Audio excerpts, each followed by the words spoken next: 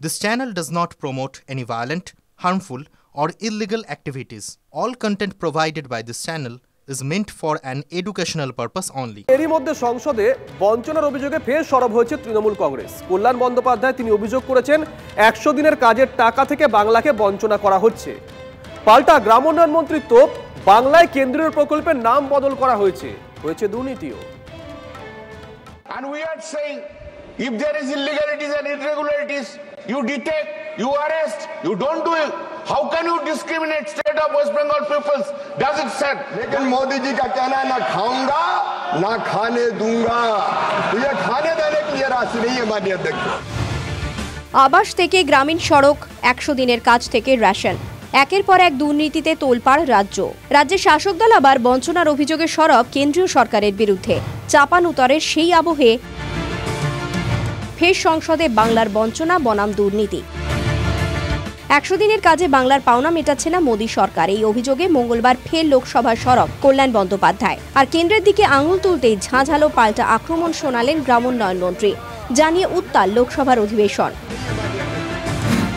কেন্দ্রীয় প্রকল্পের নাম বদল থেকে শুরু করে প্রকল্পে দুর্নীতি, একের পর এক প্রসঙ্গ তুলে রাজ্য সরকারকে বেঁধলেন शिवराज सिंह चौहान। इस योजना के अंतर्गत ग्रामीण विकास की योजनाओं के नाम बदल दिए। नाम बदला नहीं जा सकता।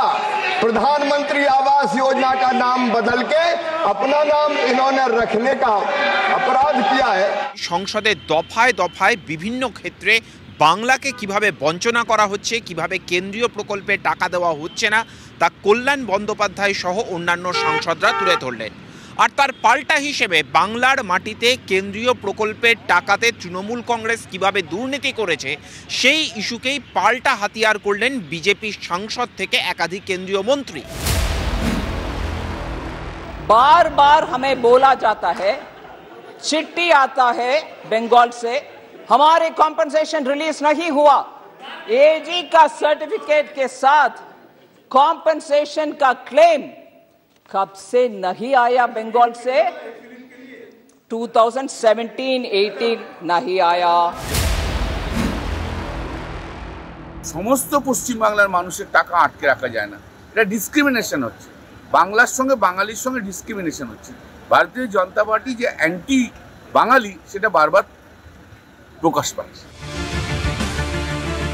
একদিকে দুর্নীতির অভিযোগ, অন্যদিকে বঞ্চনা। রাজনৈতিক দলগুলির তরজার জাঁতাকলে প্রাণ ওষ্ঠাগত আমজনতার। কবে মিলবে হকের টাকা, প্রশ্ন গরিব মানুষের। জ্যোতির্ময় কর্মকারের রিপোর্ট, TV9 বাংলা। এদিকে স্বাস্থ্যক্ষেত্রেও ইডির নজরদারি চলছেই। আরজি করের দুর্নীতির পর এবার 7 বেসরকারি মেডিকেল কলেজে ভর্তি নিয়ে দুর্নীতির অভিযোগ। ইডির আতশ কাচের নিচে এনআরআই কোটায় ভর্তি। ভুয়ো নথি দিয়ে 8.5 কোটি টাকায় ডাক্তার তৈরি হচ্ছে। কারা ডাক্তার হচ্ছেন, কারা আমার আপনার চিকিৎসা করবেন? আমার কথা রাগ করবেন না ম্যাডাম, যে 59 জনের কথা বলা হচ্ছে, আপনি যেটা চাইছেন, আপনি যদি খাতা দেখেন, এই 59 জন মানে পাস করার যোগ্য হবে না ম্যাডাম। একটা 100-তে 10 পাওয়ার যোগ্যতা থাকবে না। সবাই তারা গোল্ড মেডেল পেয়েছে ম্যাডাম। নবান্নে মুখ্যমন্ত্রীর সামনে জুনিয়র ডাক্তার অনিকেত মাহাতোর এমন অভিযোগ শুনে কেঁপে গিয়েছিল বাংলা। গোল্ড মেডেল পাওয়া ডাক্তার নাকি 100-এ 10ও পাবেন না। কারা ডাক্তার হচ্ছেন, কাদের ভরসায় হাসপাতালে বা চেম্বারে যাবে আমজনতা? এই প্রশ্নটাই আরও একবার তুলে দিল এনফোর্সমেন্ট ডিরেক্টরেটের তল্লাশি। মঙ্গলে অমঙ্গলের আশঙ্কা। কেন? এনআরআই কোটায় মেডিকেল পড়ুয়া ভর্তি নিয়ে দুর্নীতির অভিযোগ। রাজ্যের 7 বেসরকারি মেডিকেল কলেজের এনআরআই কোটায় ভর্তি ইডি স্ক্যানারে। এনআরআই কোটায় ভুয়ো নথি দিয়ে ভর্তির অভিযোগ। ভুয়ো নথি দিয়ে ভর্তি?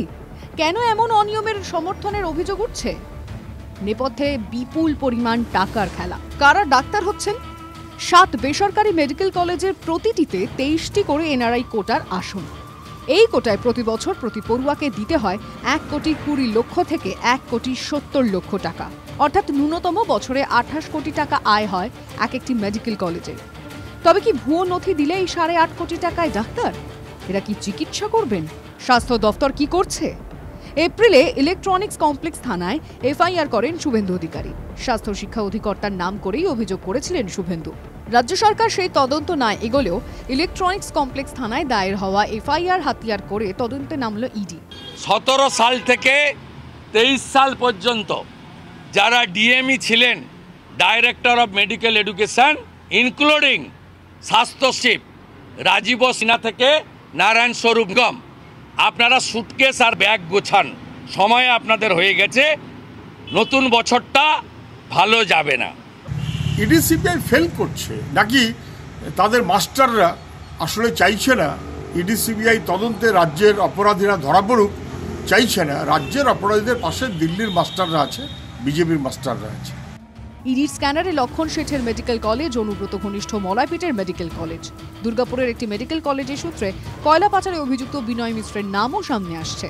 বজবজের বুইতায় জগন্নাথ গুপ্তা মেডিকেল কলেজ ও হাসপাতালেও তল্লাশি ইডির। একসময় কাটা তেলের ব্যবসা করা জগন্নাথ কিভাবে ডাক্তার তৈরির মেডিকেল কলেজের মালিক হলেন খতিয়ে দেখছে কেন্দ্রীয় এজেন্সি।